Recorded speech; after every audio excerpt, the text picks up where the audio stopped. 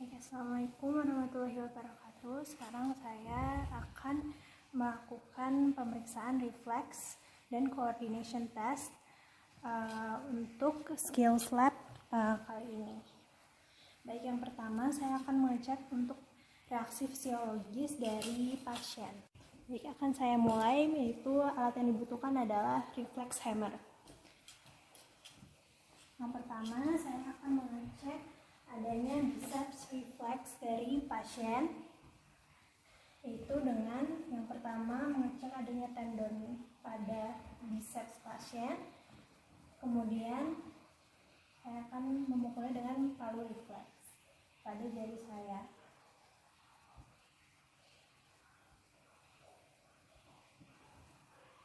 Begitu juga dengan yang di sebelahnya. Dan akan dibandingkan. Kemudian yang selanjutnya adalah untuk memeriksa triceps reflex. Itu dengan mengambil bagian siku pasien, kemudian akan saya pukul di bagian triceps.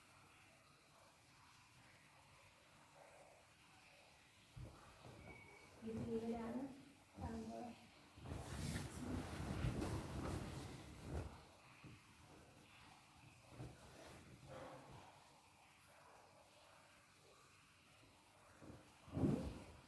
lalu yang selanjutnya adalah brachioradialis reflex.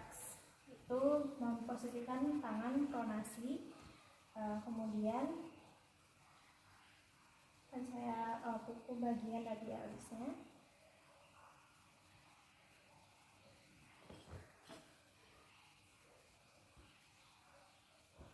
Dan jangan lupa dibandingkan keduanya, apakah reaksinya normal atau tidak. Kemudian yang selanjutnya adalah knee jerk reflex atau patella reflex. Untuk mengangkat sedikit, kemudian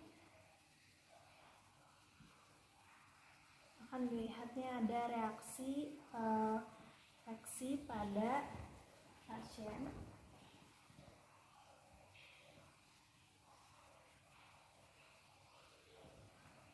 Yang selanjutnya adalah untuk mengecek adanya Achilles tendon reflex, yaitu dengan cara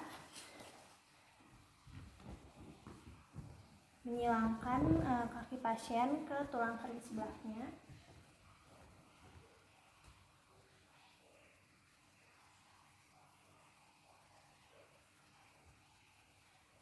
Dan memukul bagian tendon. Begitu juga dengan kaki sebelahnya.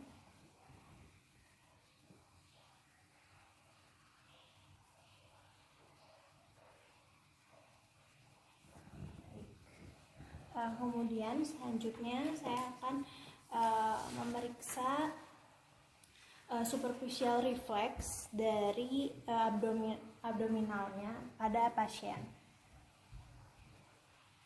Itu dengan refleks yang diinginkan adalah pergerakan dari umbilikal pada bagian abdomen pasien, dan reaksinya harus menuju rangsangan yang diberikan di ujung palu refleks,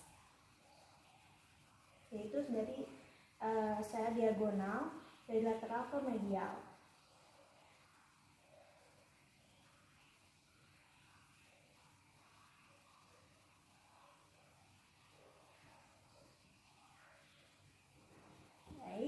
Untuk selanjutnya saya akan memeriksa pathological reflex dari pasien.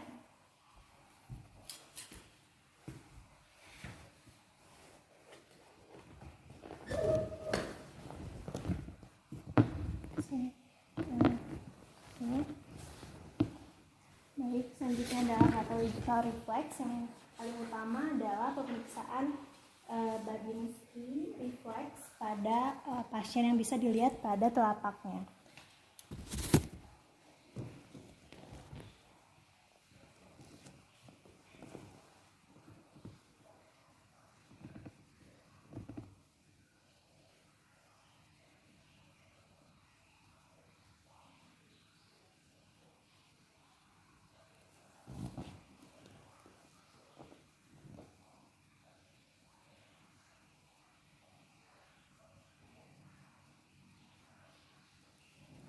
Baik, tidak ada reaksi Babinski yang dimana normal.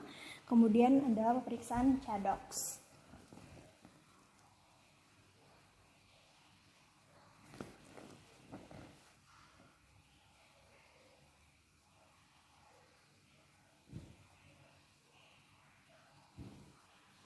Baik, selanjutnya adalah pemeriksaan Oppenheim reflex, itu dengan menggunakan dua jari saya menyusuri bagian tulang kering pasien.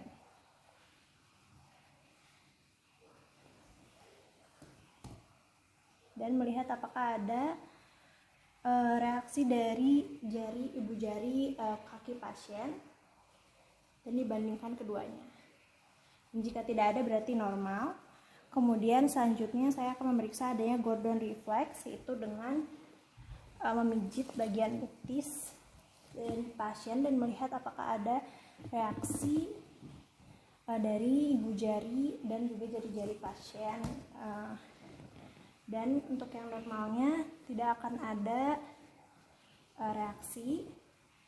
Kemudian yang selanjutnya saya akan memeriksa Skyver reflex, yaitu dipijit di bagian Achilles tendon.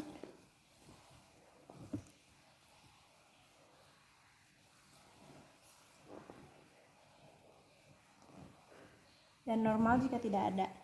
Kemudian selanjutnya ada Rossolimo reflex, yaitu pada pemeriksaan ball of foot pada pasien menggunakan ujung palu reflex.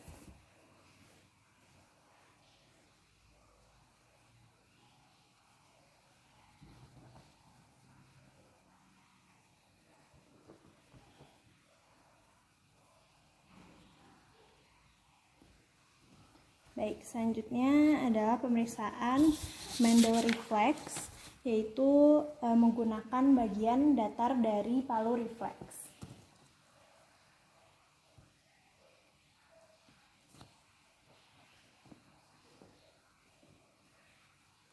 Dan dilihat juga apakah ada reaksi dari ibu jari pasien. Kemudian yang selanjutnya adalah Hoffmann-Tromner reflex. Pertama ada Troffman, yaitu dengan mengangkat salah satu, Bapak boleh rileks saja, kemudian mengangkat salah satu jari yaitu bagian tengah, kemudian akan saya gerakan ke bagian atas, dan jika adanya reaksi jari-jari lainnya itu ke dalam, bahwa itu tidak normal, tapi untuk pada pasien ini normal. Kemudian untuk Hoffmann, yaitu dengan cara menaikkan jari, itu untuk yang bagian tengah, kemudian kita untuk yang bagian tengah, bagian kukunya dijentikan ke bagian bawah seperti ini, dan dilihat apakah ada reaksi dari kedua tangan ini, apakah dia ke dalam atau tidak, dan jika tidak berarti normal. Baik, setelah itu saya akan memeriksa pemeriksaan primitive reflex atau regresi reflex. Yang pertama adalah glabella.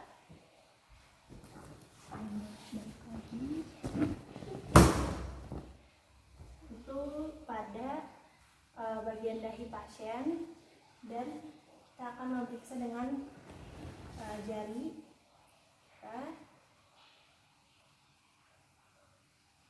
di antara dua alis, kemudian memeriksa apakah adanya kedipan yang berlebihan sesuai dengan ketukan yang kita berikan. Kemudian yang selanjutnya adalah pemeriksaan palmomental reflex, yaitu dengan memberikan goresan pada palmar pada pasien, kemudian sambil melihat apakah adanya reaksi otot mental di bagian rahang pasien.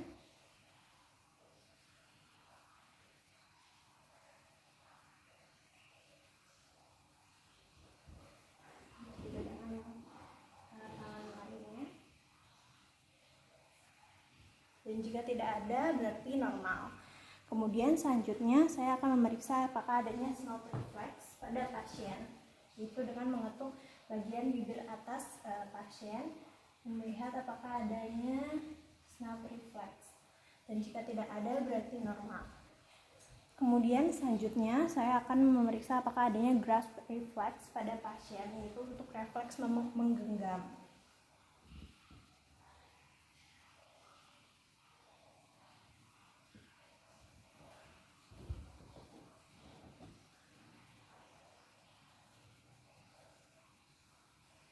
Baik, tidak adanya grasp reflex pada pasien yang berarti normal.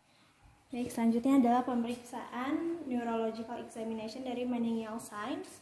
Yang pertama, saya akan memeriksa apakah adanya stiffness dari leher pasien, yaitu dengan menggerakkannya ke kanan dan juga ke kiri, dan memeriksa apakah ada yang kaku. Baik, tidak ada yang kaku, kemudian akan saya coba memberikan kanan pada bagian belakang kepala pasien dan memeriksa apakah dia mengalami kesulitan untuk mengarahkan kepalanya ke bagian dada. Jika tidak ada berarti normal. Kemudian yang selanjutnya saya akan memeriksa apakah adanya Brudzinski signs pada pasien. Yang pertama untuk Brudzinski 1 itu untuk memeriksa yang seperti tadi pada pasien, namun sambil dilihat apakah ada fleksi dari kaki pasien dari bagian belakang, kemudian diperiksa apakah adanya fleksi pada kaki pasien, dan jika tidak ada berarti Brudzinski sign-nya negatif. Kemudian untuk yang Brudzinski 2 bisa dicek dengan berbarengan dengan Lasik sign, yaitu untuk mengelevasi kaki pasien dan sambil dilihat pergerakan dari kaki lainnya.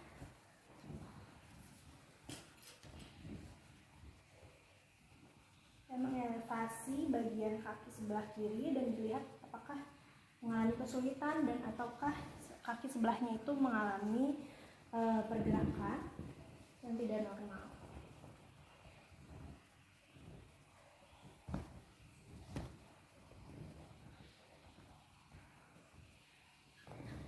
Jadi pemeriksaan Lasik dan juga Brudzinski 2 pada pasien normal. Kemudian yang selanjutnya adalah pemeriksaan Brudzinski 3, yaitu dengan penekanan pada bagian zigomatik dari pasien. Kemudian akan dilihat apakah ada gerakan dari tangan pasien yang menuju ke arah dada.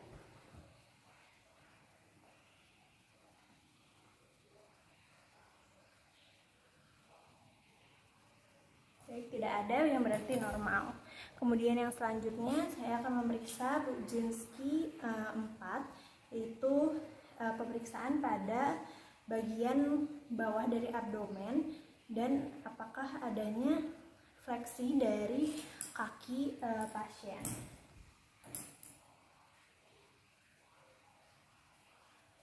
Dan sambil dilihat bagian kakinya, baik, tidak ada berarti normal. Kemudian yang selanjutnya adalah pemeriksaan Kernig signs, yaitu hampir sama dengan Lasik, namun ada perbedaan, yaitu mengfleksi pada bagian kaki 90 derajat dari tungkai dan juga begitupun dari bagian patella. Kemudian akan saya angkat 130 derajat dan dilihat apakah adanya kesulitan dari pasien untuk ketika saya gerakan. Begitu juga dengan sebelahnya,